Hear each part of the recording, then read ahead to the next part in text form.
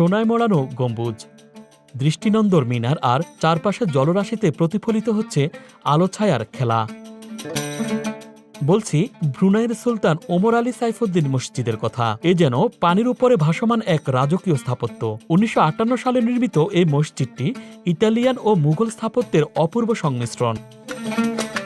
৫২ metre উঁচু সোনালী গম্বুজ, চারপাশে লেক, ফুলের বাগান এবং নৌকা আকৃতির মাহারিক স্থাপনাটি মসজিদটিকে করে তুলেছে আরও বেশি অনন্য। দেখে মনে হয় যেন জলরাশির বুকে মসজিদটি ভেসে বেড়াচ্ছে। রাতের বেলায় মসজিদের চারপাশের লেকে প্রতিফলিত আলো ছায়া সৃষ্টি করে এক অপার্থিব সৌন্দর্যের। এই মসজিদটিতে একসঙ্গে ৩,০০০ মুসল্লি নামাজ আদায় করতে পারেন। এটি শুধু ধর্মীয় স্থান নয়, ব্রুনাইয়ের সংস্কৃতি, ঐতিহ্য ও ইসলামী স্থাপত্যের এক জীবন্ত নিদর্শনও।